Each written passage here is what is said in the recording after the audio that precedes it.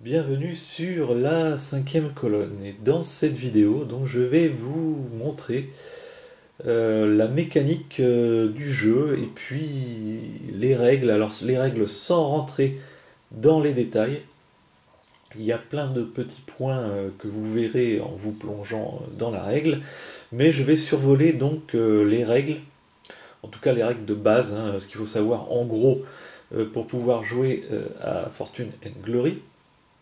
Mais je précise que je ne vais pas rentrer dans toutes les règles, parce qu'il y a quand même pas mal de règles à savoir, pas mal de choses à savoir sur Fortune and Glory, et puis ça dépend aussi de l'organisation avec laquelle vous allez jouer votre partie, puisque les règles diffèrent selon que vous voulez choisir les nazis, la mafia ou la secte de l'ordre de la main rouge. Donc les règles diffèrent. Donc là, on va faire un début de partie, on va faire une explication de partie avec les nazis, qui pour moi sont la meilleure organisation à jouer thématiquement, puisqu'on va se retrouver dans un environnement un peu à la Indiana Jones, hein, au niveau année et thématique. Donc je trouve que c'est la plus chouette à jouer, et celle qui met en plus en jeu le plus de mécanique.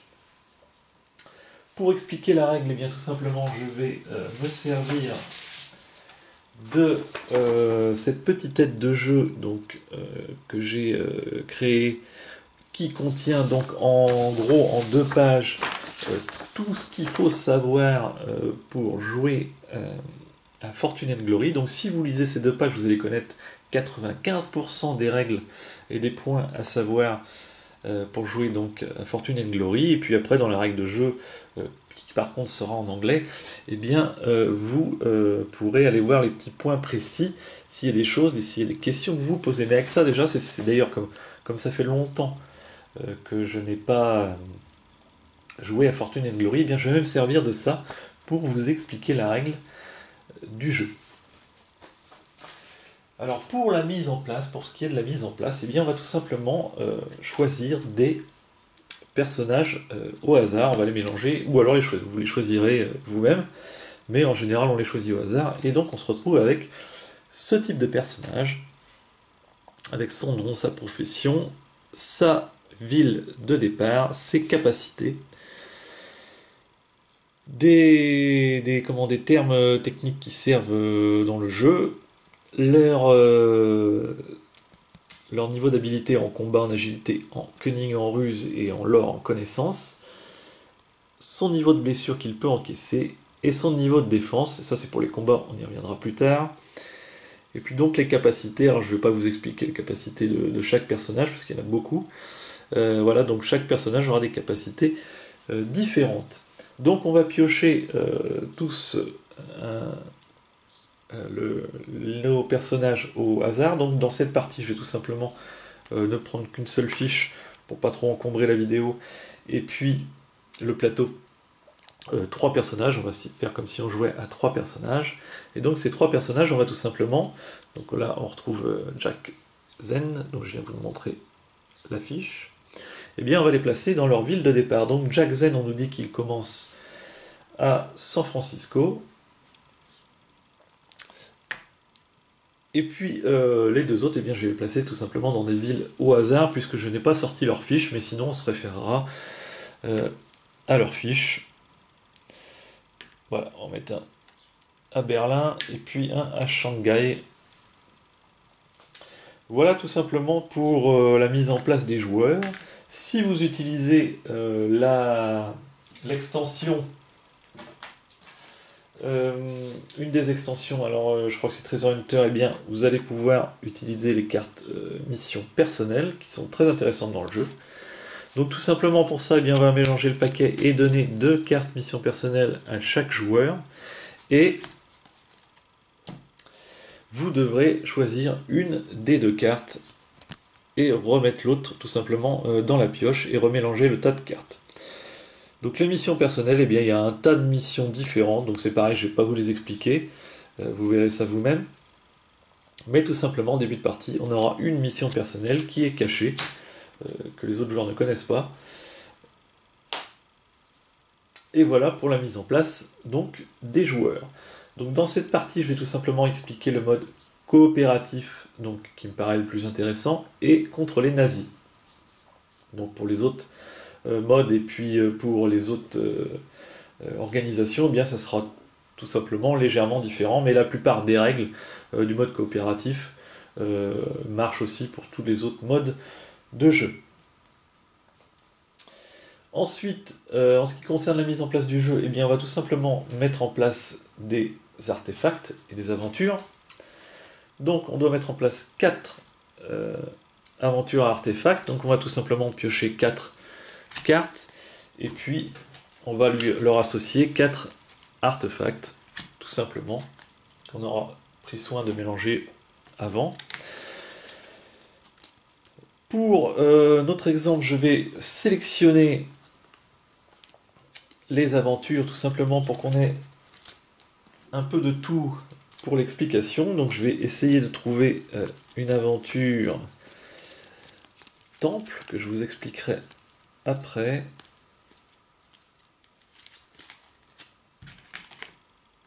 D'ailleurs, c'est pas dans ce tas-là, c'est dans l'autre. Alors, voilà, voici une.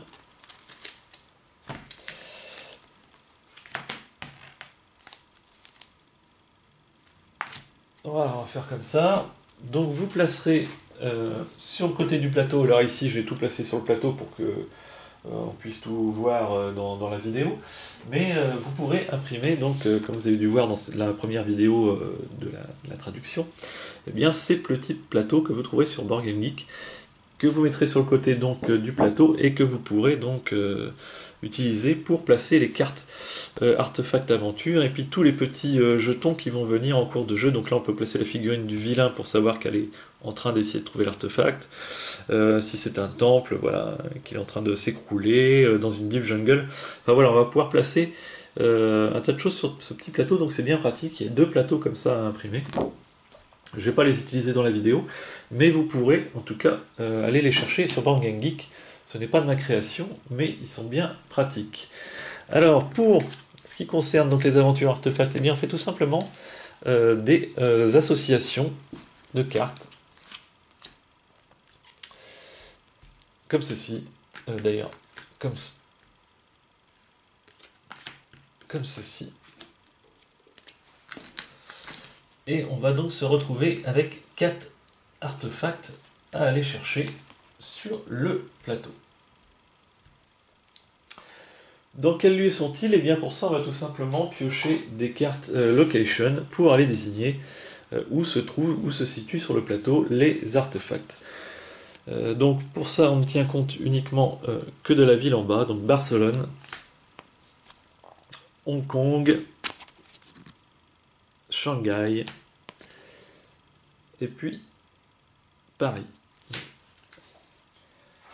On va donc prendre des marqueurs crâne, qui sont des marqueurs qui servent à voir où se trouvent donc les artefacts. Donc on en a 2, donc on met tout simplement, on désigne une couleur sur chaque artefact. Voilà, et on les place tout simplement sur le plateau. Donc le premier, le jaune, était à Barcelone. Le second à Hong Kong. Alors le second est bleu. Shanghai. Et puis Paris. Alors je me suis trompé. Je me suis complètement trompé. Alors voilà, déjà, ça se voit que ça fait longtemps que je n'ai pas joué. On ne tient pas compte des villes, excusez-moi, on tient compte des régions. Tout simplement parce qu'un artefact ne peut jamais être dans une ville. Donc, ici, c'est l'Europe de l'Ouest. Donc, je dois placer mon artefact dans l'Europe de l'Ouest. Donc là, il y était forcément, puisque je l'ai placé à côté de Paris et de Barcelone. Ici, je dois le placer en Chine, donc ça doit être le cas. Voilà.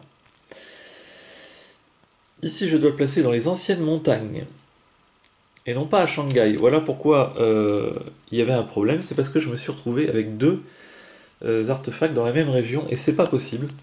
Donc je dois le placer dans les anciennes montagnes. Donc, donc j'étais où là?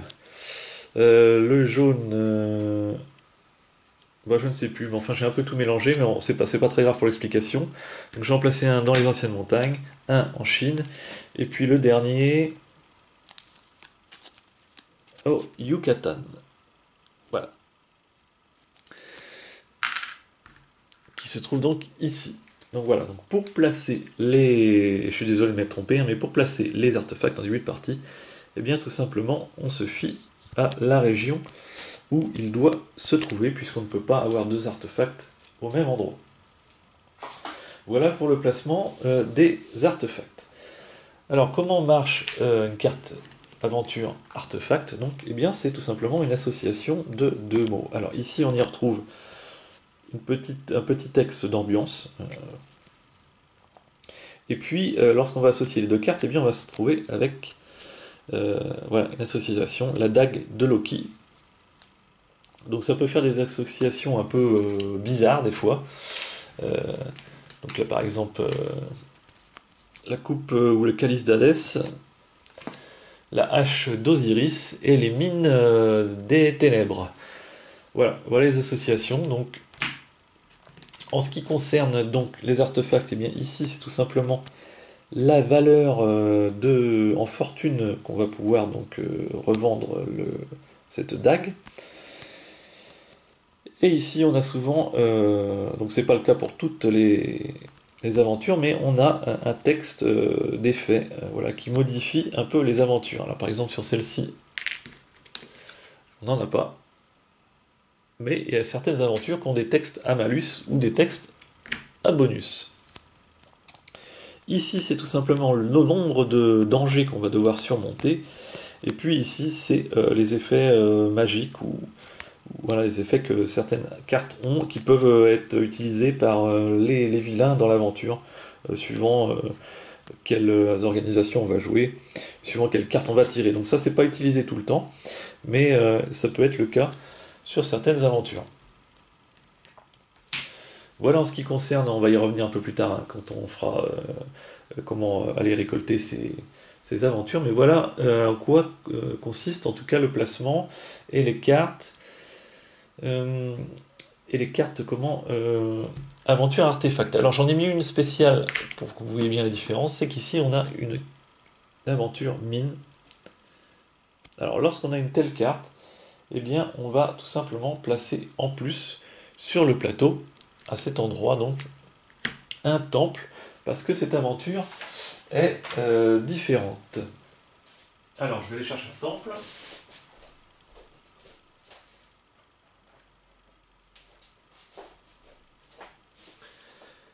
Et donc lorsqu'on fait la mise en place des aventures, eh bien on place un temple en plus, donc sur le plateau, à l'endroit, donc c'était jaune, à l'endroit où se trouve notre artefact. Si un des artefacts, et là c'est pas le cas mais je vais modifier la mise en place, s'était trouvé, on va prendre celui-là, dans une deep jungle, donc deep jungle on y reviendra plus tard, mais c'est une jungle profonde, donc il n'y a que 5 endroits je crois sur le plateau où il y a une deep jungle, c'est-à-dire ici, dans les chutes amazoniennes et puis la jungle amazonienne, là dans le cœur de l'Afrique et dans la jungle du Congo, et puis ici dans la jungle d'Indonésie. Quand un artefact se retrouve dans un tel endroit, eh bien on ajoute en plus 2 jetons fortune sous le crâne qu'on pourra récolter en plus de l'artefact. C'est un bonus tout simplement parce que ça va être plus difficile d'aller chercher l'artefact dans la jungle profonde que les autres artefacts. Le temple aura une spécificité donc, que je vais expliquer après aussi, qui sera différente des autres artefacts. Donc on a en fait 2 artefacts différents, c'est-à-dire les artefacts standards et puis les temples. Et en plus, si jamais on se retrouve avec un artefact dans une jungle profonde, eh bien on va rajouter 2 pièces d'or. Donc ça aurait pu très bien être un temple, mais qui a en plus 2 pièces d'or, 2 pièces fortune. Voilà en ce qui concerne la mise en place du jeu pour les artefacts et les héros. Ensuite, la mise en place va être différente selon quelle organisation vous allez choisir. et quel mode de jeu. Donc, on va voir tout de suite la condition de victoire du mode coopératif, ce qui va nous définir la position de la villain track. Pour ça, eh bien, il faut tout simplement se référer au tableau qu'on va retrouver dans la règle qui est ici. Voilà. Pour le mode en tout cas coopératif, sachant que les conditions de victoire pour les autres modes sont différentes, mais là je ne vais vous parler que de la condition de victoire du mode coopératif.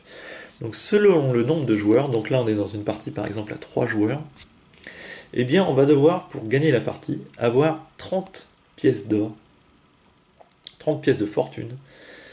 Il y aura 2 vilains en jeu, 2 boss, et il ne faudra pas que la villain track rejoigne la 15e case, sinon on aura perdu. Donc, la villain track commence toujours à 0, et dans ce cas-ci, lorsqu'elle aura atteint le chiffre 15, eh bien, on aura perdu la partie. Donc on va devoir tout faire pour essayer d'aller plus vite que les méchants, que les nazis. Et on sait donc qu'on doit gagner 30 fortunes, donc la fortune c'est tout simplement ces petits jetons, pour pouvoir gagner la partie. Et en mode coopératif, à partir du moment où on a atteint, où quelqu'un a les 30 fortunes, le jeu est immédiatement gagné. De la même façon, à partir du moment où le marqueur rejoint la 15e position sur la villain track, le jeu est immédiatement perdu. Ensuite, eh bien, on choisit tout simplement l'organisation que l'on va jouer, et on va prendre les fiches qui y correspondent. Sur les fiches de l'organisation, il y a tout simplement décrit la mise en place spéciale pour chaque organisation. Donc là, les nazis, tout simplement, eh bien, ils jouent avec le War Zeppelin. Donc c'est obligatoire. Sachant que le War Zeppelin a deux côtés. Un côté Zeppelin, qui est le Zeppelin normal qui est utilisé quand on joue avec la mafia, optionnel hein, bien sûr, quand on joue avec la mafia et l'ordre de la main rouge. Et puis le War Zeppelin est utilisé uniquement lorsqu'on joue avec les nazis. Donc là c'est le cas. Ensuite, on nous dit tout simplement ici que les nazis commencent le jeu avec une base secrète, un soldat et le War Zeppelin dans un lieu aléatoire. Donc un lieu aléatoire, quand on vous dit un lieu aléatoire, c'est tout simplement piocher une carte location. On regarde tout simplement le lieu. Et là, par contre, on regarde la ville, donc Berlin. On va tout simplement... en plus, Berlin, tiens, je pioche Berlin, c'est vraiment... c'est du hasard, mais c'est comme ça. Alors, on pioche... Et là, je vais avoir un cas de figure spécial. C'est-à-dire qu'il va se retrouver dans la ville... C'est parce que, oui, comme notre ami, normalement, il ne doit pas être à Berlin. Il doit se trouver dans une autre ville. Donc je vais placer par exemple à Moscou. Donc on doit retrouver donc une secrète base à Berlin, le War Zeppelin et un donc petit soldat. Voilà ce que nous dit donc la mise en place des nazis. Voilà en gros tout ce qu'on doit savoir. Alors en plus, on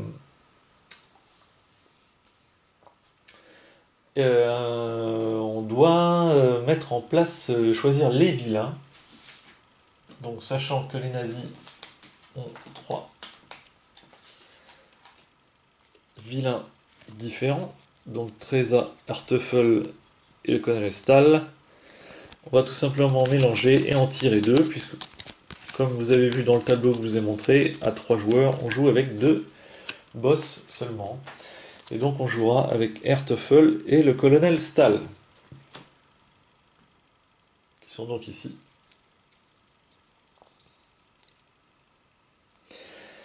Et qu'on va devoir placer selon un certain mode. Alors, je vous invite fortement à imprimer celle-ci. Alors toutes les autres voilà, comment placer la feuille pour placer les artefacts, les aventures, tout ça c'est vraiment optionnel, vous pouvez vous en passer, mais celle-ci elle est quand même vachement bien foutue, et je vous invite fortement à la télécharger. Donc on va pouvoir ici placer l'IA, un peu tout ce qui concerne l'IA, pour se rappeler voilà, où ça en est, et surtout les KO Delayed Ready, donc on y reviendra après.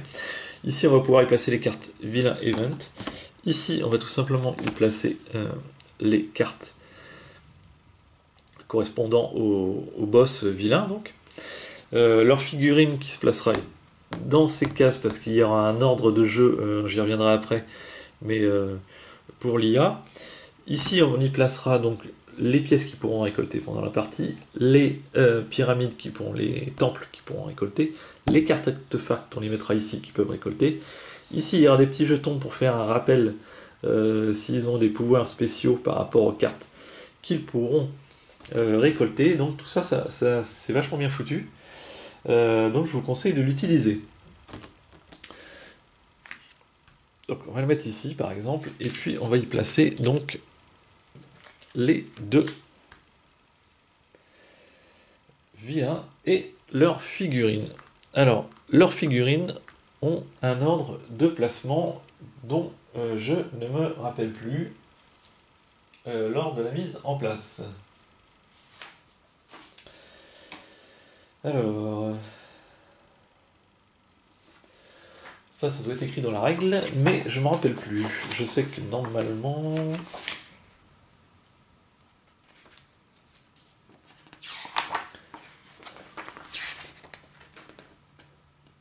Alors, je fais une petite pause et je reviens tout de suite.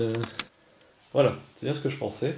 Donc en mode coopératif, eh bien, le premier vilain de gauche est tout simplement déjà en jeu. Donc on va le placer sur une aventure. Il va déjà essayer d'aller récolter une aventure. Puisque le but du jeu, c'est tout simplement d'aller récolter ces cartes artefacts pour pouvoir gagner donc la fortune qui est écrite dessus. On y reviendra après, mais le but du jeu, donc, c'est ça, c'est vraiment ça, gagner cette fortune et accumuler les 30 fortunes, dans ce cas-ci, pour pouvoir gagner la partie. Mais l'IA du jeu va faire la même chose, car à chaque fois qu'ils vont récolter un artefact, eh bien, ils vont faire avancer de 2 cases cette piste. Donc voilà, donc plus ils ont d'artefacts et plus la piste avance, plus ils risquent de gagner. Le premier, donc Ertefull, le premier joueur de gauche, donc premier vilain de gauche, va être directement déjà sur une aventure lors de la mise en place, et il va aller sur la plus lucrative, donc sur celle qui va rapporter le plus d'argent.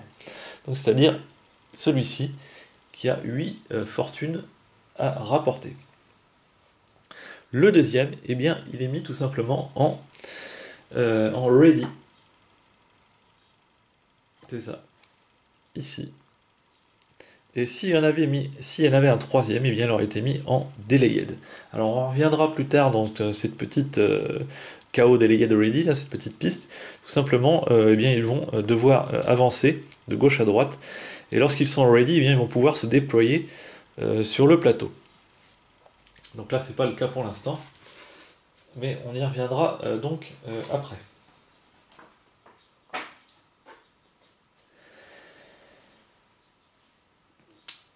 Voilà, en tout cas, pour ce qui est de la mise en place, il n'y a pas grand-chose d'autre à savoir. Tous les decks de cartes, bien sûr, doivent être mélangés.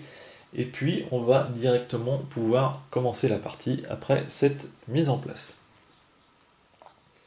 Alors, comment cela se déroule-t-il? Eh bien, la première chose à faire, donc, c'est la phase d'initiative. Alors, le jeu va se dérouler de cette façon, c'est-à-dire qu'il va y avoir le tour de tous les joueurs. Et puis ensuite, donc, qui s'appelle la phase aventure des aventuriers, tout simplement. Puis la phase, après, il y aura une phase aventure pour les vilains. Et puis on va répéter ça indéfiniment jusqu'à la fin du jeu. Donc la première phase, c'est tout simplement la phase d'aventure, la phase de jeu des aventuriers. Et la première chose à faire, eh bien, c'est tout simplement la phase d'initiative pour savoir l'ordre du tour, puisqu'il n'y a pas de premier joueur qui se passe de gauche à droite. C'est tout simplement au dé, à chaque tour, qu'on va devoir définir le premier joueur. Donc chaque joueur en jeu va tout simplement jeter un dé, et puis le plus gros score eh bien, sera premier joueur, et les autres joueurs de gauche à droite seront deuxième et troisième joueurs, etc. etc. En cas d'égalité, eh bien tout simplement on rejoue pour savoir qui est le premier joueur. Et puis si jamais vous obtenez un 1, eh bien vous avez le droit de prendre gratuitement une carte Event, qui bien souvent sont des cartes de bonus. Donc ça c'est un peu comme Touchefeville pour ceux qui connaissent.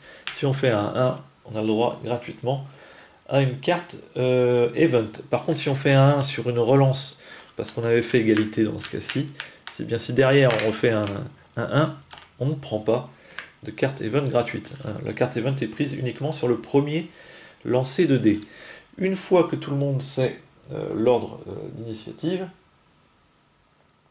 eh bien on va pouvoir faire la phase de mouvement. Et pour ça, on va de nouveau relancer un dé. Chaque joueur relance un dé, et puis il garde le dé sur sa fiche pour savoir de combien de mouvements il a droit. Et on va tout de suite entamer la phase de mouvement pour tous les joueurs. De la même façon que pour la phase d'initiative, si un 1 est obtenu, on prend de nouveau, gratuitement, une carte Event.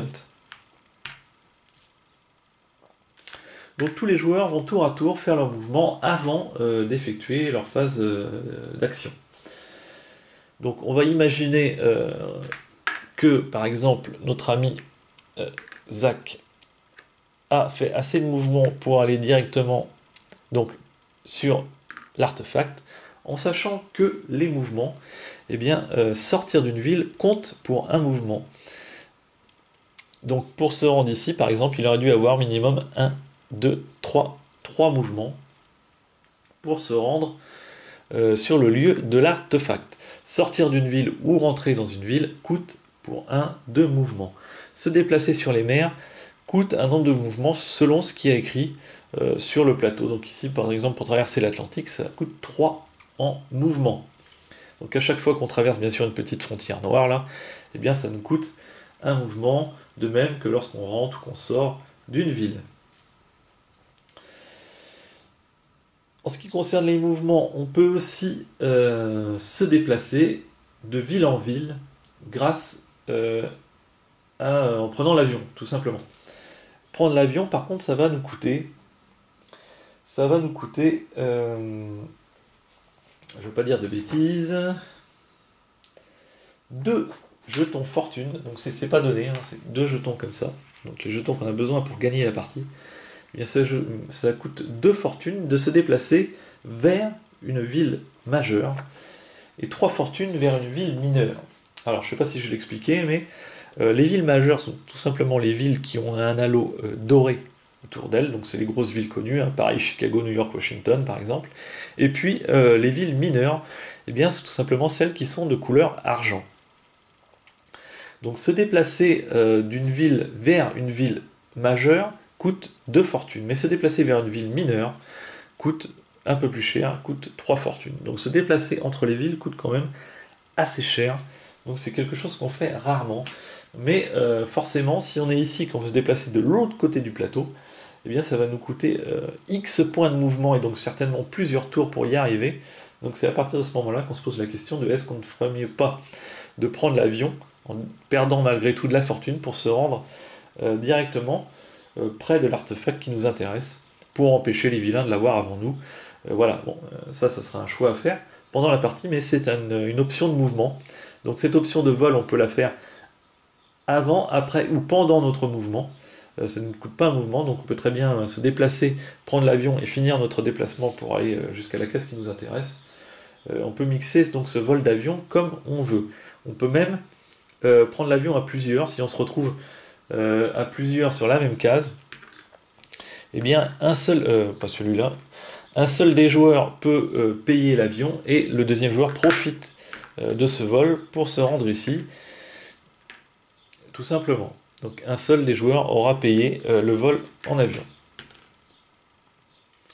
Donc en tout cas, Zach, pour son mouvement, se retrouve ici. Lui, on va dire qu'il n'a fait que 1 et qu'il se place en Russie, où il n'y a absolument rien.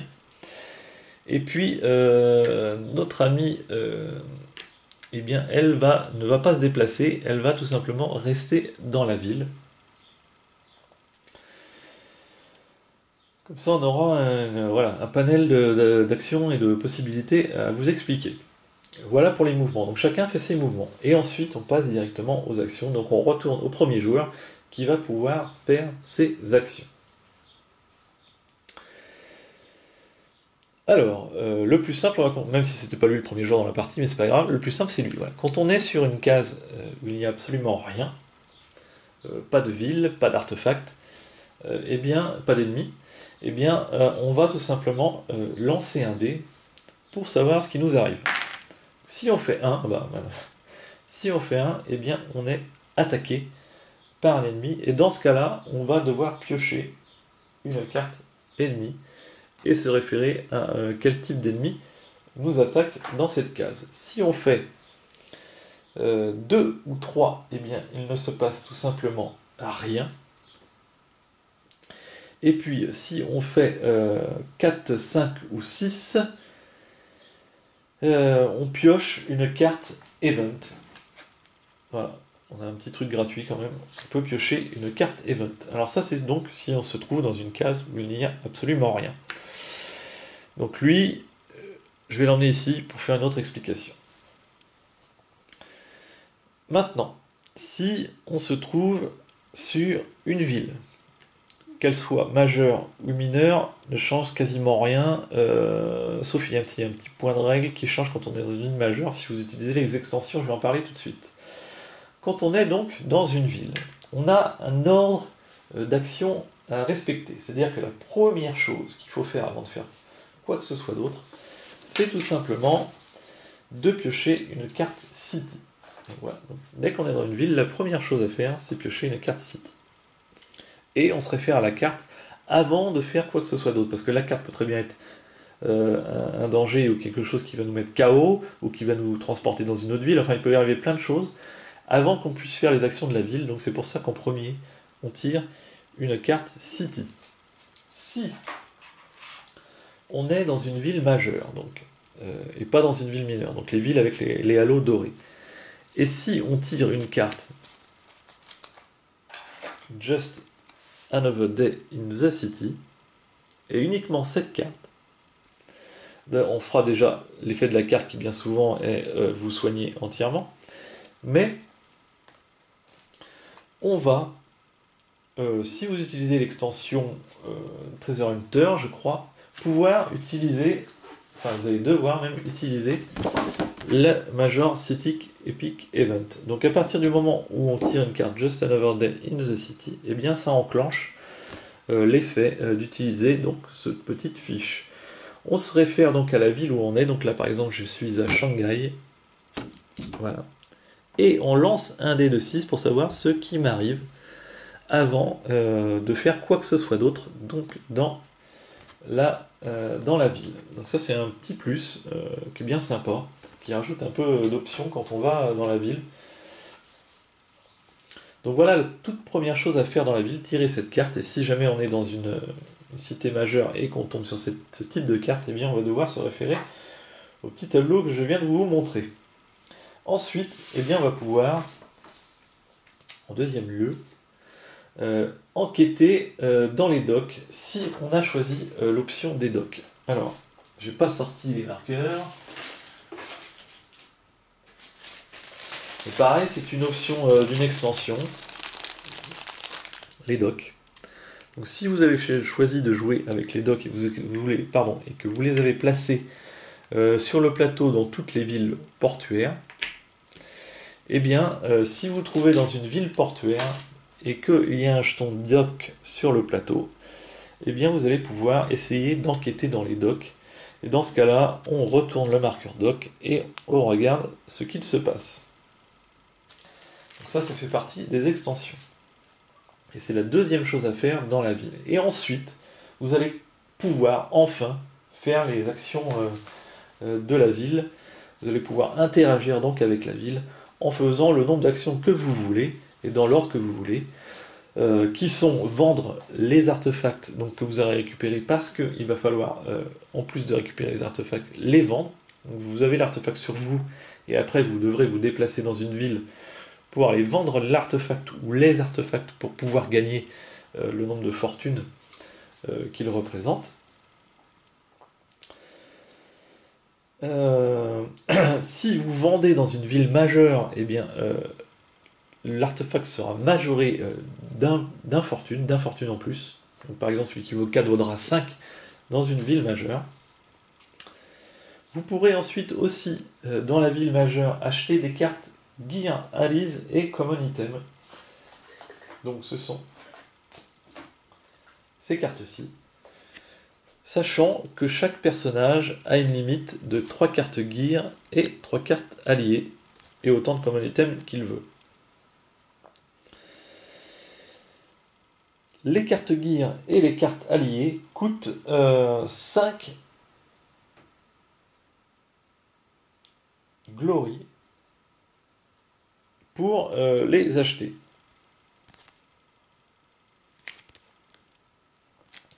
Si je ne me trompe pas, il me semble que c'est ça. Je vais vite regarder pour pas dire de bêtises. Je l'avais dit, ça fait un petit moment que je n'y ai pas joué.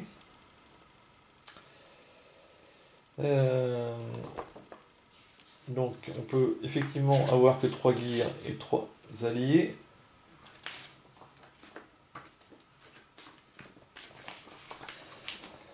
Et alors ça serait bien que je tombe dessus assez rapidement. Par contre je trouve la règle quand même de la règle du voilà d'origine du jeu quoi est très mal faite parce qu'à chaque fois que je cherche quelque chose dedans, je ne le trouve jamais. Voilà, coût de 5 glory pour acheter une carte gear ou allié. Ça va coûter 5 glory, donc la glory c'est tout simplement ces petits jetons que vous allez pouvoir gagner en cours de jeu, qui va être tout simplement la monnaie pour acheter des objets. Donc les gears et les alliés coûtent 5 glory, donc vous pouvez en acheter autant que vous voulez, mais vous êtes limité à 3. En ce qui concerne les alliés, donc voilà, ça va vous modifier voilà, classiquement vos habilités, etc. Il y aura même des cartes Activate qu'on va pouvoir enclencher pour pouvoir activer. Donc celle-là, les doubles fonctions, vous avez plus 1 en cunning, mais en plus il y a un petit pouvoir. Les alliés, donc voilà. Les alliés, il y aura des alliés des fois qui seront des side kick. Je sais pas si j'en trouvais un. Alors, est-ce que je vais trouver ça? Voilà, c'en est un. Qui vont grandement améliorer vos capacités. Donc, comme celui-ci, comme Reggie. Qui est un side kick, c'est écrit ici, dans le mot-clé. Et donc, comme c'est écrit ici, vous êtes limité à un seul side kick. Donc 3 cartes alliées, dont une side kick. Ni plus ni moins. Donc ces cartes coûtent 3, et ensuite vous pourrez acheter des cartes common item qui ont une valeur qui est inscrite dessus. Donc la carte, les cartes Gear et Alice, eh bien tout simplement vous piochez la première carte du tas, vous n'avez pas le choix. Voilà, les cartes sont mélangées et vous les prenez au hasard. Tandis que les cartes common item, ce sont des cartes que vous allez pouvoir effeuilleter et puis que vous allez pouvoir acheter selon leur coût, qui est ici, qui va de 1 à 15. Voilà, donc des cartes, des couteaux, des torches, voilà, des choses à acheter. Donc ça, vous n'êtes pas limité, mais par contre, chaque carte a un coût différent, qui va du plus petit en augmentant. Ensuite, après l'achat de cartes, eh bien, vous pourrez soigner vos blessures au coût de 1 glory par blessure. Et puis, vous pourrez éventuellement payer 2 glory pour racheter une nouvelle carte mission personnelle et défausser celle que vous aviez avant si jamais la mission que vous avez vous paraît trop compliquée à effectuer. Voilà toutes les actions que vous pourrez faire donc dans la ville. Une fois votre tour de jeu fini, je ne l'ai pas précisé, mais voilà, c'est terminé. Une fois que vous avez fait toutes vos actions, on passe au joueur suivant. Jack Zen, eh bien lui, il est donc dans une aventure artefact. Et c'est là le gros cœur du jeu, puisqu'on va essayer de arriver à trouver cette hache ou cette dague dans ce lieu reculé qui est le Yucatan. Alors, comment ça va marcher? On va... donc là, dans l'exemple, malheureusement, il est déjà avec un vilain. Donc je vais prendre un autre exemple. On va imaginer qu'au Yucatan, on avait la hache, tout simplement. Donc comme je vous l'ai dit tout à l'heure, la hache va nous rapporter 5 fortunes si on arrive à la trouver, et ça va nous demander de surmonter 6 dangers pour pouvoir donc la retrouver. Ici on aura un texte modificateur, donc je ne vais pas vous parler pour l'exemple, puisque chaque carte est différente, mais je vais vous parler uniquement de la règle de base. Donc ça va nous rapporter 5 fortunes, et on a 6 dangers à surmonter. Surmonter des dangers, c'est tout simplement surmonter 6 cartes de ce deck de cartes qu'on va bien mélanger en début de partie.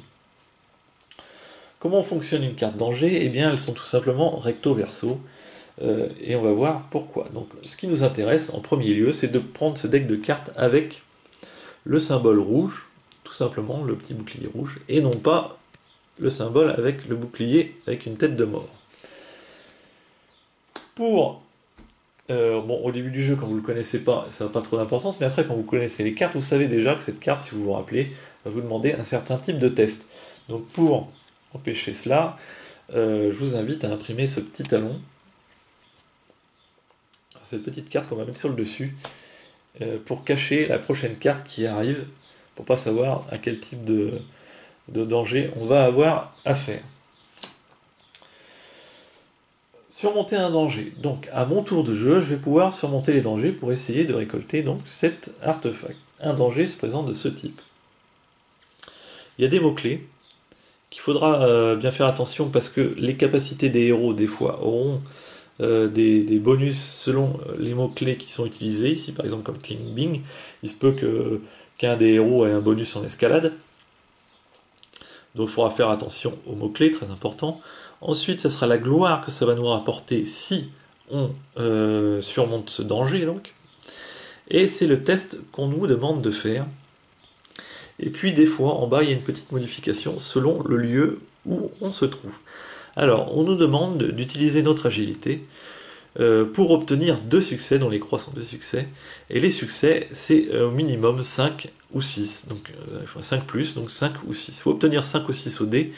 Et chaque 5 ou 6 nous rapportera un succès, sachant qu'il faut obtenir 2 succès. Et le petit texte en dessous nous dit que si on se trouve sur un terrain de montagne, eh bien il nous faudra un succès de plus pour remporter ce danger. Donc eh bien, il suffit de regarder les petits logos dans les terrains, sur les continents, tout ça. Et si un petit terrain, si l'artefact se trouve comme ici par exemple en Chine, sur un terrain montagneux, eh bien, il nous faudra 3 succès à la place de 2 pour remporter cet artefact. Donc là, on va dire qu'on n'était pas dans une montagne et qu'il nous faut que 2 succès. On utilise notre capacité agilité. C'est ce que nous demande ce test. Donc, en agilité, Jacques Zen a 4. Donc on va tout simplement prendre 4 dés. Et avec ça, essayer d'obtenir 2, 5 ou 6. Voilà, bah, j'ai 3 succès là. Je ne sais pas si on voit bien la caméra, mais j'ai obtenu 2, 6 et 1, 5. Donc 3 succès. Donc je réussis le test. Alors, donc je prends la carte, je la mets de côté. Et je me prends un petit marqueur succès pour se rappeler que j'ai fait un succès. Si jamais j'avais pas réussi mes 2 succès et que je n'en avais obtenu qu'un seul succès, eh bien dans Fortune et Glory, à chaque fois qu'on a un succès minimum sur nos dés, on a le droit de relancer les dés indéfiniment jusqu'à n'obtenir plus aucun succès. Je m'explique. Donc si on a un succès dans ce cas-là, eh bien je reprends tous mes dés et je les relance. Et si j'obtenais encore un succès, eh bien je peux les reprendre et relancer indéfiniment jusqu'à obtenir le bon nombre de succès demandés par la carte. Par contre, si lors d'un lancer je n'obtiens aucun succès, eh bien c'est terminé. Je n'ai pas surmonté le danger, je ne peux pas relancer les dés, je n'ai pas le droit de relancer les dés. Dans ce cas-ci, la carte serait ratée et je vais me retrouver en cliffhanger. C'est-à-dire qu'à partir du moment où j'ai raté la carte, eh bien je vais la retourner mon tour est immédiatement terminé, et au prochain tour, je serai en cliffhanger. Alors cliffhanger, comme on voit là par exemple, j'ai essayé d'escalader, et malheureusement j'ai dérapé, je vais tomber dans le vide, et il va falloir que j'essaye, donc là ça va être un test d'agilité 6+, donc un peu plus compliqué, mais un seul succès, d'essayer de me rattraper avant de me rétamer, sinon je vais être KO. Si on rate le cliffhanger, on sera KO, mais ça on verra ça au prochain tour, puisque ça met fin directement à mon tour si je me retrouve donc en cliffhanger. Donc se retrouver en cliffhanger, c'est toujours plus difficile, c'est vraiment la dernière chance avant de pouvoir voilà, avant d'échouer. Si donc j'ai réussi la carte, donc c'était mon cas, j'ai réussi la carte, c'est très bien, sachant qu'il m'en faut 6 pour réussir, donc déjà c'est pas facile, 6 cartes, c'est ce que nous demande l'âge d'Osiris. Alors je savais pas qu'Osiris avait une hache, mais bon. Nous demande de surmonter 6 cartes danger. Donc. Alors là, à partir du moment où on a surmonté une carte danger, on a deux options. Soit on décide de continuer, soit on décide de camper. Alors, pourquoi camper et pourquoi pas décider de continuer? Eh bien, si on décide de camper, on va pouvoir toucher la gloire des cartes qu'on aura gagnées avant. Alors qu'il y en ait une ou plusieurs, on va toucher la totalité de toutes les cartes qu'on aura gagnées à partir du moment où on décide de camper. Décider de camper, c'est tout simplement mettre fin à son tour. Mais on va récupérer toute la gloire. On pourra aussi entièrement se soigner si on a pris des blessures. Donc voilà l'intérêt de camper. Par contre, ça nous fait perdre un tour de jeu. Mais on pourrait très bien décider de continuer. On peut très bien décider de faire les 6 cartes d'affilée, si on a envie. Ce qui nous fait gagner du temps dans le jeu. Et puis le temps dans le jeu, évidemment, on lutte toujours contre le temps pour éviter que cette piste avance. Donc des fois, on est obligé d'essayer de faire des cartes d'affilée, tout simplement, pour pouvoir aller plus vite. Mais si, à un moment donné, on se retrouve en cliffhanger, parce qu'on a raté un des dangers, alors on va imaginer que j'ai gagné 3 cartes, et puis à la 4e, paf, pas de bol, j'ai raté mon test de danger et je me retrouve en cliffhanger, eh bien, toute la gloire des cartes accumulées, donc les cartes, on va tout simplement les défausser, et puis on va prendre un jeton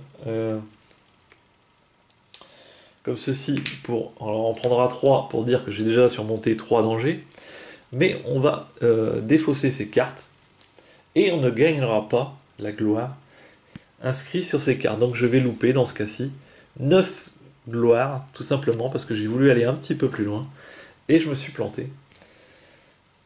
Je suis en cliffhanger. Donc je garde quand même les 3 succès demandés pour surmonter la carte. Il m'en faut 6, mais j'en ai déjà passé 3, donc cela, je vais les garder. Mais au prochain tour, je serai en cliffhanger.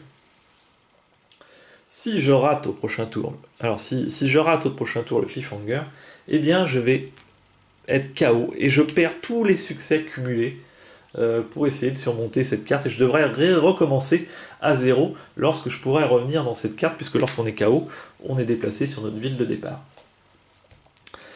Le fait d'être KO aussi, c'est pas très bien dans le jeu, puisqu'on va perdre un dé de 6. Voilà, on va lancer un dé de 6, et dans ce cas-ci, j'aurais perdu 6 choses, donc 6 cartes, 6 gloires. Enfin, on va perdre beaucoup de choses différentes. Donc il faut surtout éviter d'être KO dans ce jeu. Alors en plus, on va devoir recommencer l'aventure artefact depuis le début, mais en plus on va perdre des cartes. Si jamais par contre je remporte le cliffhanger, eh bien je gagne immédiatement la gloire du cliffhanger, qui est de 2, et je peux décider soit de camper ou soit de continuer pour avoir les cartes qui me manquent, etc. etc. Donc voilà comment se passe une phase d'aventure artefact. Donc il faut bien choisir entre camper et pas camper, suivant la difficulté des cartes. Voilà, si on loupe, eh bien si on loupe le cliffhanger, on va devoir recommencer depuis le début. Voilà. Ça peut être compliqué. Sachant que on peut essayer les aventures artefacts à plusieurs personnes. Tout simplement pour avoir un mix d'aptitudes Voilà, puisqu'on voit que lui il est pas fort en cunning et en lore, donc on pourrait très bien essayer à deux de faire l'aventure avec quelqu'un qui est plus fort en cunning et en lore. Et à partir de ce moment-là, on choisira qui effectue le test. C'est pas les deux qui effectuent le test, mais il y a un seul des deux qui effectue le test. Comme ça, on peut s'aider. Mais par contre, on est deux sur la même aventure, donc ça laisse, voilà, on perd du temps. Ne pas aller sur les autres, ça nous fait perdre du temps. Mais c'est une possibilité. Là, c'était une aventure classique. Alors, on peut aussi se retrouver dans une aventure dans une deep jungle. Alors, être dans une deep jungle, eh bien, ça va être tout simplement qu'on ne sait pas, voilà, la jungle profonde, on ne sait pas où se trouve l'aventure. Donc, on va devoir explorer la jungle pour essayer de trouver cette aventure. Et ça peut nous faire perdre du temps.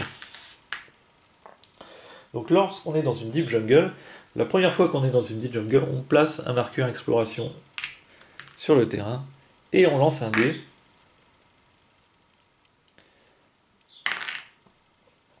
Et on doit obtenir... Alors, pareil, j'ai un petit trou de mémoire. Voilà, sur un résultat de 4, 5, 6, eh bien, on réussit à trouver l'endroit où se situe l'aventure. Et on va pouvoir tout de suite la commencer. Donc on défausse le marqueur exploration. Et on peut commencer comme normalement l'aventure. Qui est dans la Deep Jungle, sachant que si on réussit l'aventure, on gagnera en plus les dessous, qui sont le bonus, parce qu'on se trouve dans une Deep Jungle.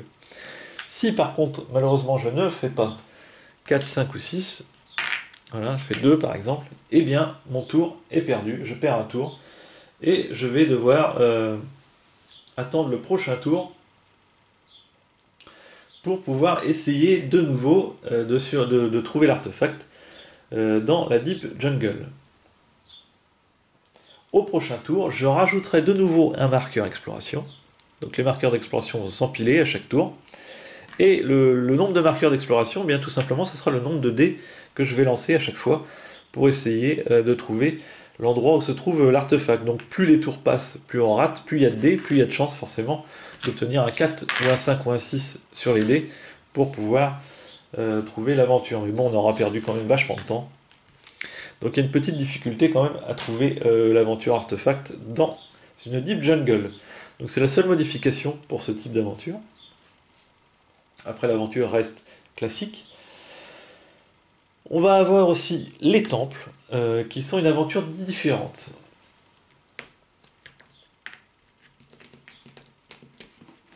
Donc c'est le cas de celle-ci. Alors, la petite icône temple ici, qui nous dit que c'est une aventure temple. Donc, quand ceci arrive, eh bien, on va tout simplement placer 8 jetons fortune sur la carte. Et à chaque fois qu'on... Donc là, on nous demande dans ce cas-ci de surmonter 5 dangers. Et bien, à chaque fois qu'on va surmonter un danger, on va gagner un jeton fortune. Enfin, quand il n'y a pas vraiment d'artefacts dans les temples, c'est plutôt des trésors qu'on va fouiller dans le temple. Et donc, à chaque fois qu'on surmonte un danger, donc là, actuellement, il y en a 5, eh bien, on va pouvoir prendre un jeton fortune. Et donc, lorsqu'on aura complètement surmonté les dangers du temple, on pourra ramasser toute la fortune, et en plus, la petite figurine, qu'on pourra revendre pour 3 fortunes en ville, comme les cartes artefacts.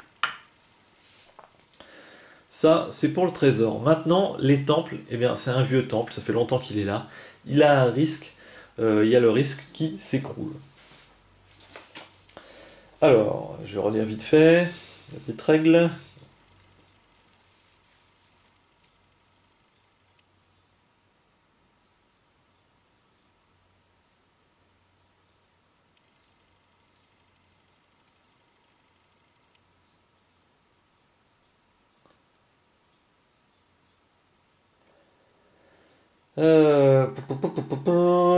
Ah oui, je me suis un petit peu trompé. Ouais, il me semblait bien qu'il y avait un petit... Ça me semblait bizarre, cette histoire qui reste de la fortune.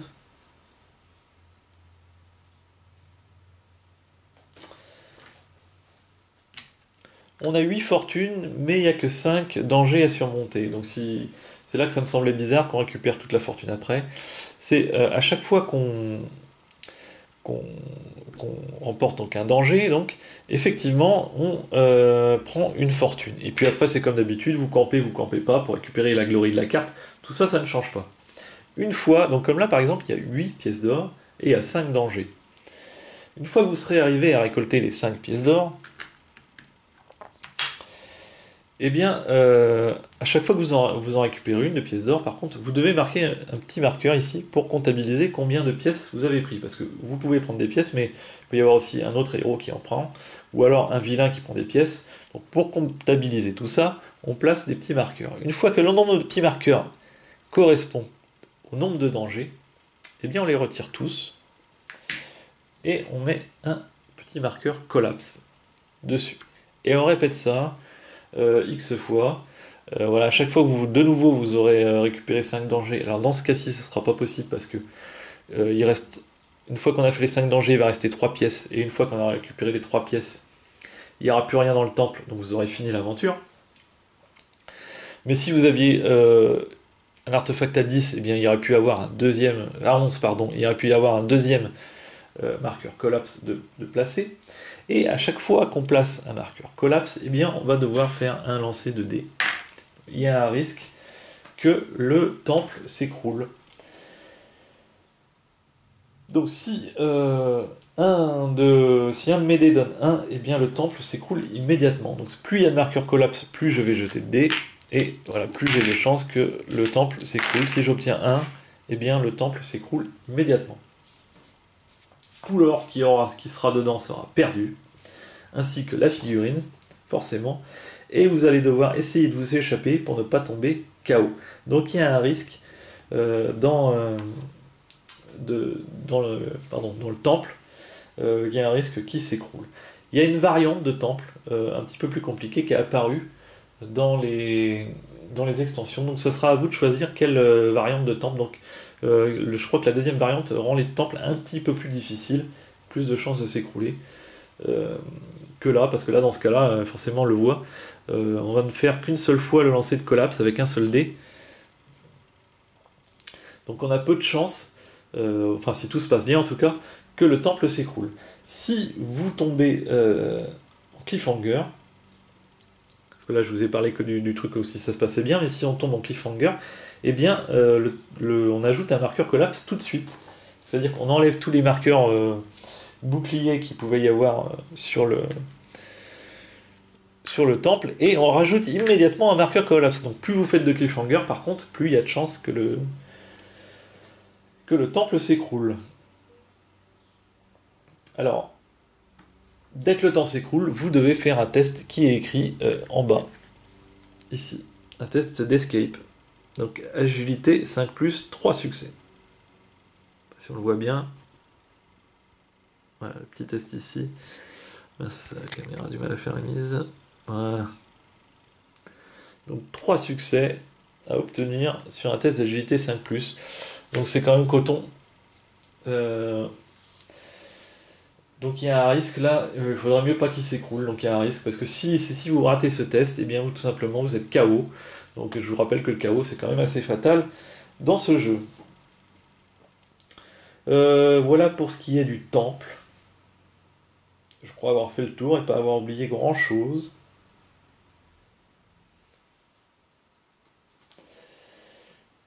Petite particularité que je ne vous ai pas parlé, mais lorsque vous êtes en cliffhanger ou lorsque vous êtes en test d'escape, comme c'est le cas lorsque le temps s'écroule, vous pouvez vous exercer, vous surpasser. C'est pour vous aider. Par exemple, j'imagine que ici, par exemple, on nous demandait donc un test d'agilité. En agilité, Jack à 4D, donc je lance 4D. J'ai 2 succès, donc je peux relancer. Et j'ai encore 2 succès, donc là je l'aurais passé. Donc, mauvais exemple. Je vais faire le premier lancer de dés. J'ai aucun succès. Parfait. Donc là, normalement, je n'ai pas le droit de relancer les dés. Le test est raté. Par contre, je peux me surpasser. Me surpasser, c'est tout simplement m'enlever un point de vie, donc, me donner une blessure, et rajouter un dé, et relancer un dé supplémentaire. Donc je relance le dé, je fais 4, j'ai encore raté. Eh bien, je peux encore me surpasser, je peux toujours m'infliger une blessure, relancer un dé, c'est encore raté, m'infliger une blessure, relancer un dé, jusqu'à ce que je n'ai plus de blessure, forcément. Au minimum, hein. Voilà, je ne peux pas m'infliger le KO, donc minimum 1. Et si jamais j'obtiens au moins un succès en me surpassant, eh bien ça me donnera la possibilité de relancer uniquement mes 4 dés de base de départ pour essayer de nouveau d'avoir des succès supplémentaires. Et si je rate, eh bien je peux encore me surpasser sur ce second lancer tant qu'il me reste de la vie. Donc le surpassement, on peut l'utiliser lorsqu'on fait une évasion ou lorsqu'on est en cliffhanger. Alors c'est une petite option. Les tests, en parlant encore des cartes danger, il y a des cartes danger avec un seul test, comme on a vu tout à l'heure, des tests danger qui vont nous demander de choisir entre tout simplement, deux tests, donc là on devra faire un test de cunning et un test d'agilité, ou un combat. Voilà les possibilités. Et puis on a aussi les Deadly tests, qui est une nouveauté qui est apparue dans une des extensions. Voilà, on voit la différence, puisque là on a des croix rouges. Donc là on nous demande de faire ce test là avec des croix rouges ou un test de cunning standard. Le Deadly test, et bien tout simplement, on a l'interdiction de relancer les dés. Donc c'est-à-dire que ici dans ce cas là on nous demande des 4+, de faire 3 succès de 4+, en lore. Donc déjà il est mal barré puisqu'il lance que 2 dés, donc il ne pourra jamais faire 3 succès. Mais on doit le faire en un coup.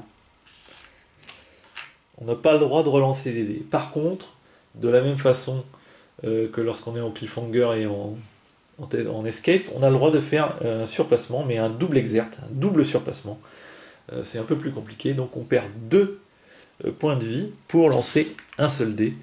Mais on a le droit, lors des Deadly tests, de faire un double exert. J'espère être assez clair, parce que là je vous balance quand même pas mal d'infos, mais vous pourrez retrouver tout ça dans cette petite fiche, hein. Il n'y a pas de problème. Vous verrez que c'est assez simple, mais il y a quand même pas mal d'options qu'on peut appliquer, car effectivement aussi l'exert peut être effectué par d'autres héros. C'est pareil, si on est à 2 dans une aventure et que vous vous retrouvez par exemple en cliffhanger, eh bien votre compagnon pourra faire un surpassement, donc s'infliger une blessure pour vous donner à vous un dé supplémentaire. On peut le faire ainsi aussi lorsqu'on est à 2 dans une aventure. Vous verrez ça plus en détail dans les règles. Donc en tout cas voilà pour les cartes aventure. Donc une fois qu'on a réussi l'aventure concernée, et bien tout simplement on prend les cartes. Celle-ci on n'en a pas besoin, mais celle-ci on la garde chez nous parce que tout simplement on va devoir aller la revendre donc en ville. Donc on peut cumuler autant d'artefacts qu'on veut, mais bon, après si on tombe KO, il y a toujours un risque qu'on les perde parce qu'ils font partie des choses qu'on peut perdre lorsqu'on lance le dé. La seule chose en coopératif qu'on ne peut pas perdre lorsqu'on lance le dé, c'est les pièces fortune qu'on aura cumulées. Mais les artefacts par contre peuvent être perdus, donc on a tout intérêt à les vendre assez rapidement. Voilà pour la partie des héros. Je crois que j'ai fait à peu près le tour. Je vais regarder vite fait sur ma petite règle de toutes les actions qu'on peut faire. Ah non, j'ai oublié 2-3 trucs.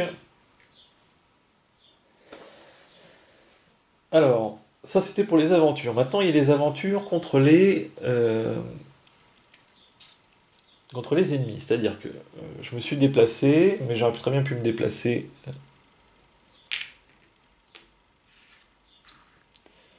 sur une figurine ennemie pour la combattre. J'aurais pu me déplacer sur le zeppelin et j'aurais pu me déplacer sur la base secrète. Sur une figurine ennemie, eh bien tout simplement, on va devoir la combattre. Alors, comment se passent les combats? Bon, c'est assez simple. On lance un nombre de dés correspondant à sa valeur de combat. Donc le combat est simultané, hein, donc même si on tue la figurine, eh bien elle lancera quand même ses dés. La figurine a une carte prédéfinie qui nous dit combien de dés. Alors, je sais pas où je l'ai mis par contre. je me rappelle pas, mais il y a une carte prédéfinie qui nous dit par exemple combien de dés et combien de défense, combien de santé pardon, a la figurine nazie. Les méchants lancent les dés verts. Donc on fait un combat simultané, je lance mes 4 dés, il lance ses dés. On touche sur 4, 5 ou 6. Donc par exemple ici j'aurais fait 3 dégâts à la figurine, et la figurine m'aurait fait 3 dégâts aussi. Les figurines comme ceci, de mémoire, n'ont pas de défense, donc il encaisse les 3 dégâts. À mon avis, la figurine dans ce cas-ci serait morte. Par contre, moi, je vais soustraire le nombre de dégâts à ma défense, donc je peux annuler un succès, donc je prends 2 dégâts, je m'inflige 2 blessures. Voilà tout simplement comment se passe le combat, donc on continue jusqu'à ce que qu'un des deux soit mort, quoi. Soit je suis KO, soit la figurine est morte. Quand la figurine est morte, on gagne le nombre de glory qui est écrit sur la carte correspondante que j'ai pas, c'est dommage, je voulais vous la montrer mais je sais pas où je l'ai mis. Donc on va en prendre une autre. Voilà, par exemple. C'est pas celle-ci qui correspond à la figurine parce que les figurines ont une seule carte type qui représente toutes les figurines. Mais ça se représente comme ici, nombre de dés, nombre de santé et nombre de gloire qu'on gagnera si on bat la figurine. Voilà tout simplement pour les combats contre les figurines. Sachant qu'il peut y avoir des bonus pour elles, suivant si elles se trouvent à côté d'une secrète base ou à côté du zeppelin, mais tout ça je vous invite à le voir dans les règles. Mais il y a des bonus d'aide, voilà, si jamais ils se trouvent à côté d'amis, à eux. Ensuite, on peut aussi faire une aventure dans une base secrète. Alors ça va dépendre des organisations, mais en ce qui concerne les nazis, si je décide d'attaquer une base secrète, eh bien c'est écrit sur la petite fiche, je vais devoir surmonter 3 dangers, comme si je passais une aventure standard. Donc je vais devoir surmonter 3 cartes, et si j'arrive à surmonter ces 3 cartes, eh bien je détruis la base secrète, et je gagne un bonus quand même vachement important qui est que ça va me permettre de voler soit des jetons fortune aux ennemis, ou soit un artefact ou un temple qu'ils auraient collecté et qui serait dans leur coffre ici. Si c'était comme ceci par exemple, eh bien je pourrais choisir de voler soit une carte, soit un temple, ou soit les 2 jetons fortune. Si je vole une carte ou un temple, eh bien je prends tout simplement la carte et je pourrais aller la revendre plus tard, ou le temple, dans une ville. Par contre, si je choisis de prendre les jetons fortune, qui est souvent moins important, voilà, un temple coûte 3 jetons fortune si on le revend, et puis l'artefact coûte 5, par exemple dans ce cas-ci, de le revendre en ville.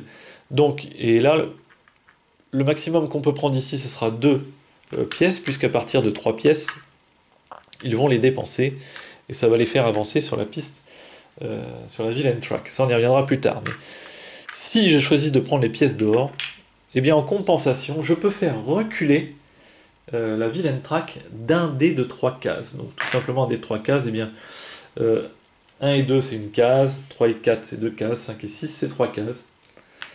Eh bien j'ai le droit de faire reculer, c'est un petit bonus en plus, mais à condition que je prenne uniquement des pièces fortune. J'aurai le droit de faire reculer la villain track. Donc ça c'est dans le cas où j'attaque la base secrète. Une fois que la base secrète est détruite, elle va revenir automatiquement en jeu dans un autre lieu, parce qu'ils auront toujours des bases secrètes, les nazis, en piochant un lieu aléatoire à la prochaine phase de renouvellement, je crois. Ça doit être quelque chose comme ça.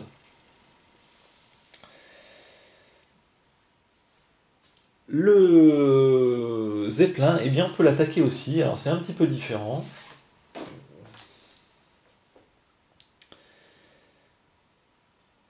Il va falloir s'introduire furtivement dans le zeppelin. Donc faire un test de sneak, ce qu'on appelle un test de sneak.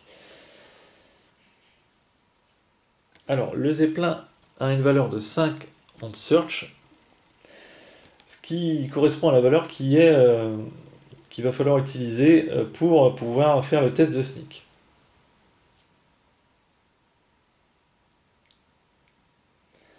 Tout simplement, on va devoir lancer 5 dés correspondant au nombre, sa valeur de church, et choisir 2 chiffres entre 1 et 6.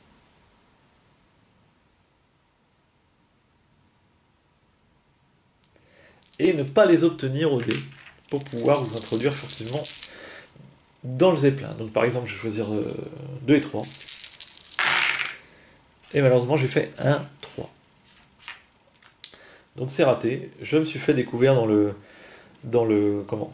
zeppelin. Et je vais devoir combattre un ennemi nazi, donc de base, correspondant au nombre de dés que j'ai raté. Donc si là, dans ce cas-ci, c'est 1. Mais s'il y en avait plusieurs, eh j'aurais combattu plusieurs soldats nazis. Alors les combats sont résolus un par un. Et j'ai l'option de pouvoir m'échapper après chaque combat. Si j'avais réussi le test de sneak, ou si je réussis à combattre le peu de soldats qui m'a découvert dans le zeppelin, eh bien je vais gagner le même bonus que pour avoir détruit une base secrète, c'est-à-dire voler des pièces ou voler un artefact. De la même façon, il est détruit et il reviendra sur le plateau au prochain tour.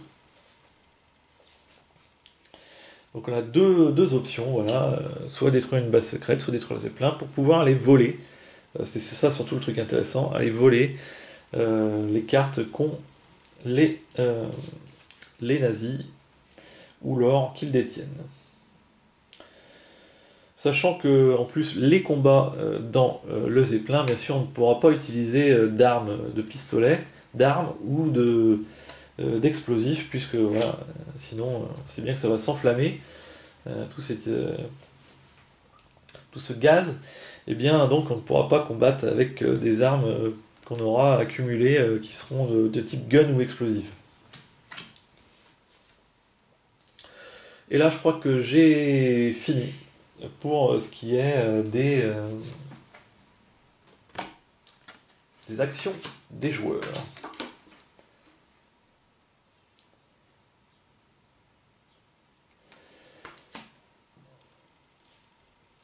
On va pouvoir passer aux actions donc des vilains, voir comment ça se passe et quel bâton ils mettent dans les roues des héros et comment ils vont pouvoir gagner la partie. On va rentrer tout de suite dans le détail du tour de l'IA. Alors, pour la phase des vilains, eh bien, suivant quelle organisation vous allez choisir, cela va être légèrement différent puisqu'il y aura des règles différentes. Dans le cas des nazis, eh bien ça va se passer ainsi. Alors la première chose à faire quand on arrive, une fois que tous les joueurs ont fini de jouer, eh bien c'est de piocher une carte vilain event. Ça ressemble un peu aux cartes mystery si on veut bien de toute Cheféville. Et d'appliquer tout simplement ce qui est écrit. Donc ça peut être des cartes qui restent en jeu ou des cartes qui ont un effet immédiat comme celle-ci. Chaque héros dans une case jungle prend immédiatement un des 2-6 dégâts. Première chose à faire. Ensuite, on va faire la phase des outposts ou du zeppelin. Donc les outposts, pardon, c'est tout ce qui est base secrète. Voilà. En tout cas pour les nazis, c'est la base secrète. Donc c'est une phase qu'on appelle la phase outpost. Donc on va appliquer les effets de la base secrète et appliquer les effets du zeppelin. Donc les effets de la base secrète, on va lancer donc un dé de 6 pour chaque base secrète sur le plateau. Donc il peut y avoir plusieurs bases secrètes sur le plateau. On lance un dé de 6 pour chaque base secrète. Et puis sur un résultat de 4, 5 ou 6, on va placer une figurine nazie dans un lieu aléatoire. Donc les bases secrètes font sortir des figurines nazies.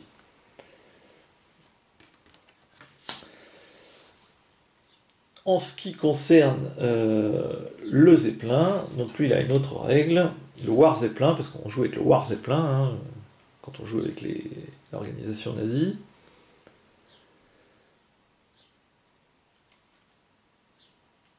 Donc on pioche un lieu aléatoire,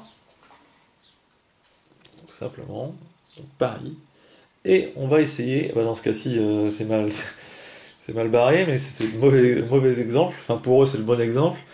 On va lancer un dé de 6 et on va voir si le zeppelin arrive jusqu'à la destination de Paris. Alors dans ce cas-ci, il était juste à côté, donc forcément, voilà, il était au démarrage, il était là, il fait 1, 2, 3, il lui faut 3 pour arriver à Paris, parce que lui il compte sortie des villes comme les autres. Hein. Et s'il arrive dans la ville qu'on a tirée donc, avec la carte location, eh bien, il place lui aussi un soldat nazi sur la case. S'il n'y arrive pas, eh bien, il ne se passe rien. Donc lui, il n'est pas très très méchant, le Zeppelin, puisqu'il ne pose des soldats nazis uniquement que quand il arrive vraiment à la destination qu'on lui avait indiquée. Et donc d'ailleurs, la destination, je me demande si c'est Yucatan ou si c'est Paris. C'est une bonne question. C'est pas Paris, hein, c'est Yucatan. Pourquoi je veux absolument que quand je prends les locations, ce soit les villes? Non, pour moi, c'est le lieu, hein, c'est Yucatan.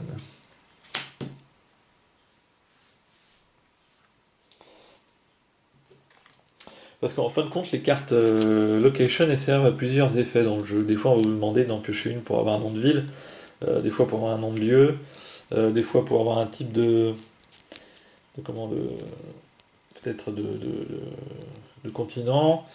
Enfin voilà, hein, ça peut servir à plusieurs choses dans le jeu. Donc c'est pour ça que ça me trouble, mais ce qu'on se sert, c'est toujours le lieu qui est en haut. Donc là, il aurait fallu que le Zeppelin atteigne Yucatan, donc avec 6 cases, il n'aurait pas pu. 1, 2, même pas, ça coûte 3 pour traverser l'Atlantique Nord, donc il serait arrêté ici, et il ne se serait rien passé.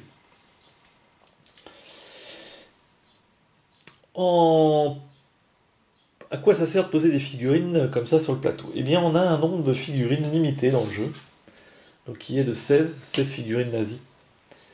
Et si on arrive à court de figurines nazies, eh bien, lorsqu'on vous demande d'en placer une, on fait avancer de 1 la villain track. Si on vous demande de placer une figurine à l'endroit où il y en a déjà une, on avance de 1 la villain track. Donc, vous aurez vite compris que s'il y a beaucoup de figurines sur le plateau, eh bien, ça va faire avancer assez rapidement la villain track. Donc, il faut s'occuper entre aller chercher les artefacts et dégommer les figurines aussi pour pouvoir gérer le timing de cette piste. Car si on laisse trop les nazis s'installer sur le plateau, eh bien forcément ça va faire avancer rapidement cette piste, sachant que les cartes Villain Event font aussi avancer cette piste. Donc cette piste, elle avance par les figurines, lorsqu'il récolte des artefacts, par certaines cartes Villain Event. Donc il y a plusieurs façons de faire donc avancer cette piste, cette Villain Track. Voilà en tout cas pour la phase d'outpost, donc pour les bases secrètes et pour le Zeppelin qui dépose donc des figurines. Ensuite, on va tout de suite passer à l'aventure des boss, donc des vilains principaux, qui eux vont aussi essayer de récupérer donc les artefacts sur lesquels ils étaient placés au moment où on arrive à leur phase. C'est-à-dire que lui qui est déjà sur le plateau sur une aventure, eh bien, il va pouvoir tout de suite essayer de la récupérer. Et ceux qui sont sur leur plateau personnel ici vont avancer d'une case. Donc c'est pour ça que je vous parlais que s'ils étaient sur KO, eh bien, ils avancent sur Delayed, donc retenu. S'ils étaient sur Delayed, ils auraient été avancés sur Ready. Et s'ils sont sur Ready, comme c'est le cas en début de partie pour celui-là, eh bien, ils se déploient sur le plateau, sur l'artefact restant de plus forte valeur. Et si on a dans ce cas-ci deux artefacts de la même valeur, eh bien, elle se déploie sur celui qui a le moins de danger à surmonter. Et si dans ce cas-ci, c'est le cas aussi, ils sont 4-4 tous les deux, s'il y a le même nombre partout, eh bien c'est vous qui choisissez sur quel artefact vous le mettez. Comme lui vient juste d'arriver, il ne va pas pouvoir prétendre aller chercher donc, cet artefact. Il y a seulement celui qui était déjà sur le plateau au moment où on arrive à la phase des vilains. Alors comment ça va se passer pour notre ami, enfin c'est pas notre ami d'ailleurs, hein, notre ennemi Ertefull? Eh bien on va tout simplement... Alors pour eux c'est beaucoup plus simple que pour nous d'aller chercher des artefacts, c'est pour ça qu'il faut essayer de se dépêcher de les prendre avant eux. On va utiliser sa valeur de Church, plus ses capacités s'il en a. Donc là, on va pas en prendre compte, on va pas prendre en compte ses capacités, mais c'est sa valeur de Church, comme un peu le Zeppelin, qui va nous permettre de surmonter les dangers. Donc il va, avec ses 4 dés, donc on a vu qu'il avait 4 en Church, il va tout simplement lancer 4 dés.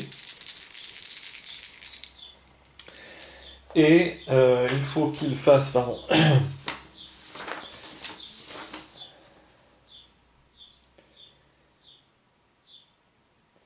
il faut qu'il fasse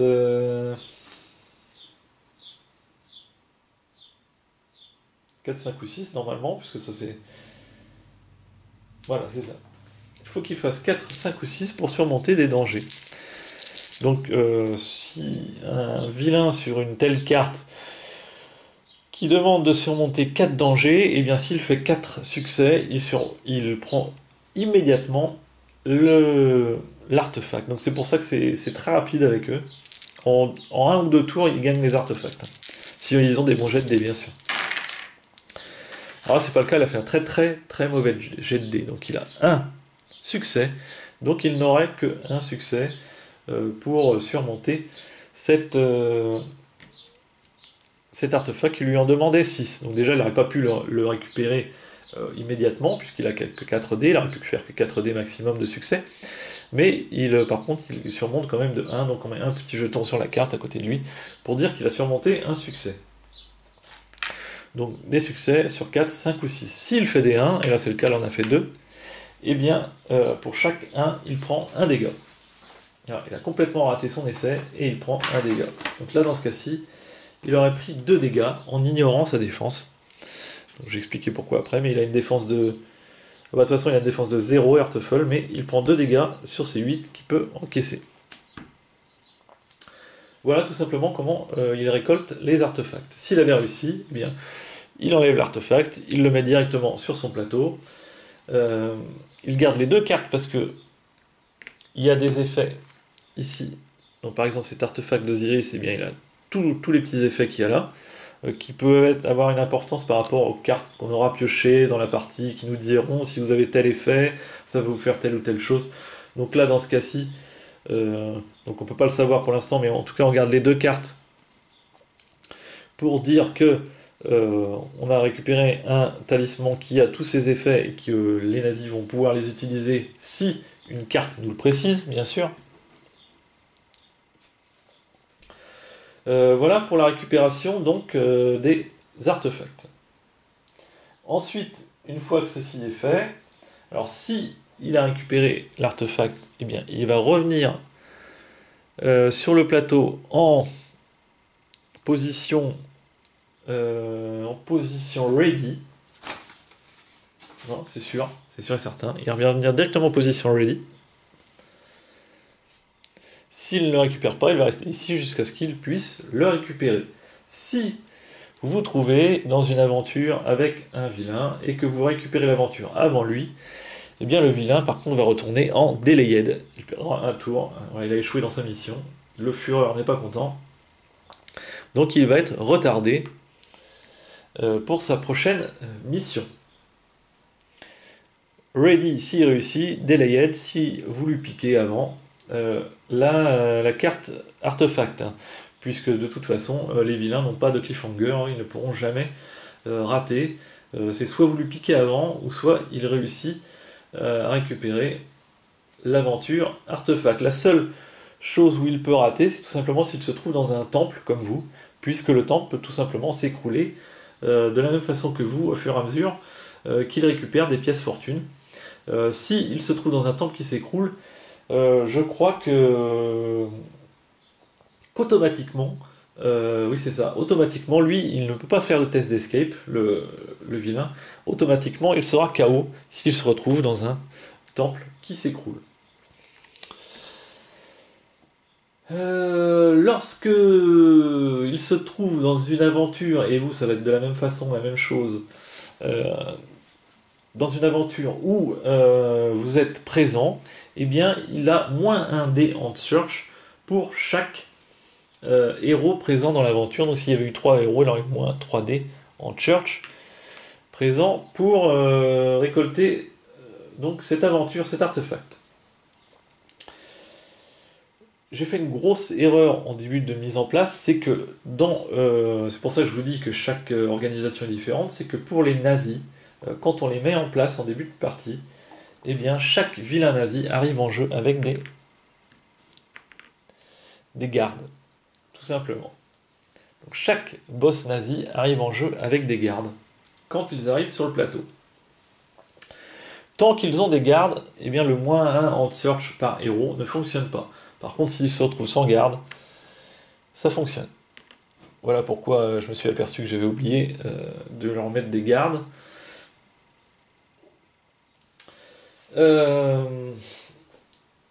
Donc ça sera pareil pour le colonel Stahl, hein, il devrait être accompagné de 2 gardes aussi, à partir du moment où il rentre en jeu. Si vous vous trouvez dans une aventure avec, au moment de votre phase d'aventure, avec un vilain et ses gardes, eh bien vous allez devoir, alors, ça dépend. Si vous arrivez pour la première fois dans l'aventure et qu'il y a déjà un vilain, eh bien vous allez pouvoir faire la première aventure comme d'habitude, pas de problème. Vous la remportez ou vous la ratez, peu importe, ça n'a pas d'importance. Mais si vous voulez en tenter une deuxième, d'affilée, eh bien vous devrez tenter un test de sneak, parce que vous avez alerté, voilà, les nazis ont entendu du bruit, vous les avez alertés, et vous allez devoir essayer de les passer furtivement avant de pouvoir tenter votre seconde carte danger. Si vous réussissez le test de sneak, qui je vous rappelle marche en lançant un nombre de dés de church, eh bien pas de problème, vous pourrez tenter votre deuxième carte danger. Si vous échouez, vous allez devoir faire un tour et un unique tour de combat contre le vilain avant de pouvoir tenter votre deuxième carte d'affilée danger. Donc les combats contre les vilains, peu importe où vous les rencontrerez sur le plateau, ne durent qu'un tour de combat. Donc il vous bloque en gros pour faire vos actions, mais mais ça ne dure qu'un tour de combat. Donc de la même façon, sauf qu'eux ont des niveaux de défense, donc ils vont pouvoir annuler des dégâts. Ça marche de la même façon qu'avec la figurine. Vous encaissez les dégâts, votre niveau de défense, et eux de la même façon. En plus de leur infliger des dégâts, vous gagnez, alors je ne veux pas dire de bêtises non plus, vous gagnez une glory pour chaque dégât que vous faites au vilain. Alors dégâts, pas blessure. Il y a une différence dans le jeu entre dégâts et blessures. Si vous obtenez 3 succès, donc comme ceci, donc 4, 5, 6 et succès en combat contre le vilain, vous allez prendre 3 glory, parce que vous avez réussi à toucher le vilain, donc ça... c'est pas mal, et par contre après vous soustrairez, donc par exemple le colonel Stahl a 1 en défense, donc vous enlèverez 1 dé, et vous ne lui infligerez que 2 dégâts.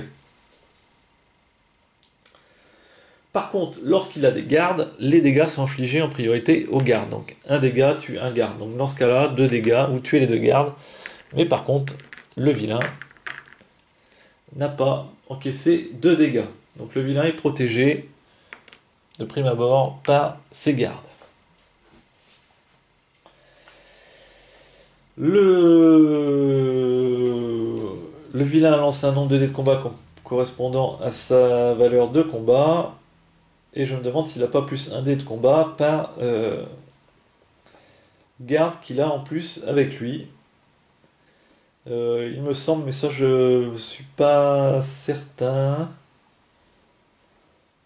Je ne m'en rappelle plus, donc je vous invite à le vérifier, ça, si c'est vraiment ça, mais il me semble que les gardes aident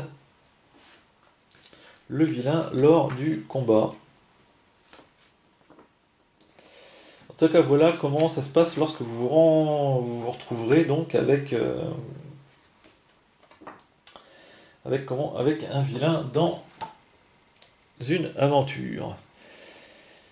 Si vous décidez, à chaque fois que vous décidez de continuer une carte, eh bien vous devez de nouveau passer un test de sneak. Donc une fois que vous avez fini le combat, le tour de combat, vous pouvez tenter votre carte danger. Si vous décidez de continuer de reprendre une autre carte danger, de nouveau un test de sneak. Si vous ratez à nouveau un combat, et vous pouvez continuer votre carte danger. Si vous décidez de camper, eh bien la prochaine fois que vous rejouerez une carte danger pour de nouveau essayer de surmonter donc les dangers qu'on vous demande sur la carte artefact, eh bien la première fois après avoir campé, vous ne ferez pas de test de sneak. C'est comme la première fois que vous arrivez sur le site, eh bien vous ne faites pas de test de sneak. Par contre, à chaque fois que vous enchaînez les cartes, vous faites un test de furtivité. À chaque fois que vous enchaînez une carte danger. Voilà pour la difficulté lorsqu'il y a un vilain déjà sur l'artefact. Je crois avoir fait le tour pour ça. Donc comme je vous l'ai déjà dit préalablement, s'il récupère une carte artefact, il avance de 2 cases. S'il récupère un temple, il avance de 2 cases aussi. Et s'il récupère de l'or, il avancera d'une case à partir du moment où les vilains auront 3 pièces d'or cumulées dans leur base là. Donc, et après on supprime les 3 pièces d'or et on repart pour de nouveau avoir 3 pièces d'or. Une fois que on a fait la phase des vilains pour récupérer les artefacts, eh bien on passe à la fin de tour de jeu. À partir de ce moment-là, on vérifie si quelqu'un a gagné la partie. Et puis on récupère entièrement ses points de santé si jamais on a été KO dans une ville. De même, si un vilain est KO et revient dans sa base, il récupère entièrement ses points de santé. On réapprovisionne les cartes artefacts pour qu'il y en ait toujours 4 en lice sur le plateau. Et puis on est reparti pour un nouveau tour de jeu. Alors, qu'est-ce que j'ai pu oublier? Je ne vois pas. Je crois que j'ai fait le tour.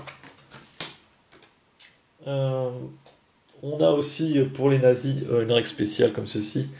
Ça va être quand on pioche des cartes vilain event, ça va nous demander de faire un lancer de dés sur le tableau des nazis tactiques. Et puis selon sur quoi on va tomber, eh bien ici on placera une nouvelle base secrète. Le blitz, eh bien on va placer 2 soldats nazis, en plus ils vont attaquer. Et puis l'occupation, eh bien on va tout simplement placer un marqueur occupation sur des villes. Et à chaque fois qu'on voudra entrer dans une telle ville, eh bien ça va nous poser problème. Je crois qu'on va devoir combattre un nazi ennemi. Voilà pour le jeu.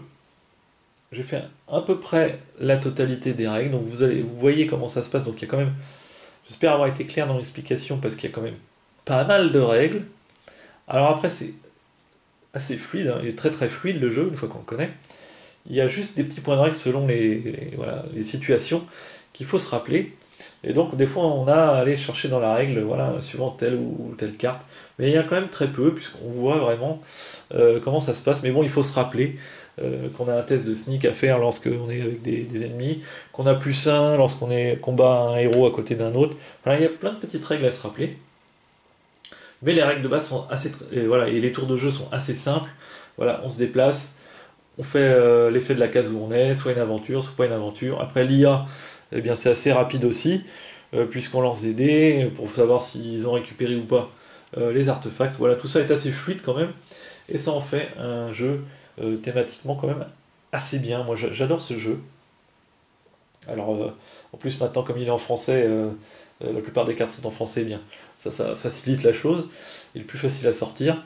Et voilà, moi thématiquement, je retrouve pas d'autres jeux qui exploitent voilà, ce thème historique en plus, puisque là on se retrouve vraiment dans Indiana Jones, les aventuriers de l'Arche perdue un peu, hein. Voilà, même époque, les nazis qui essayent de récupérer des reliques, et puis un aventurier qui essaye de la récupérer aussi, voilà. Alors, la thématique va être différente selon qu'on va jouer les nazis, la mafia ou l'ordre de la main rouge, qui sont les sociétés, les organisations émergentes quand on choisit un scénario, mais sachant que globalement ça reste toujours dans la même époque, donc même si vous allez jouer les nazis, vous allez pouvoir tirer des cartes de temps en temps qui seront de la mafia et de l'ordre de la main rouge, et inversement. lorsqu'on joue les autres, eh bien, on va pouvoir tirer de temps en temps des cartes. Vous allez pouvoir tomber par hasard sur un soldat allemand ou sur la mafia, puisque tout ça est regroupé à peu près dans la même époque. Mais par contre, les règles de base de l'organisation émergente, par contre, sont bien spécifiques à celles que vous aurez choisies. Donc, ce ne sera pas du tout la même chose, la façon de jouer si vous jouez la mafia. Et puis, l'ordre de la Main Rouge n'aura pas la même façon de récupérer les artefacts que les autres organisations. Donc, ça fait trois modes de jeu qui sont quand même assez sympas. Et puis voilà, je crois que j'ai tout dit sur ce jeu. Je vous ai fait, voilà. J'ai pas été dans le tout détail, il y a quelques petits détails qui manquent encore sur les règles de jeu, mais ça, je vous invite à le lire dans la règle. Et puis, voilà. Sur ce, j'espère avoir été assez clair quand même, parce que c'est quand même pas. Il y a beaucoup de choses à savoir. Et puis, vous voyez un peu comment ça se déroule. Et donc, je vous souhaite une bonne partie de Fortune and Glory.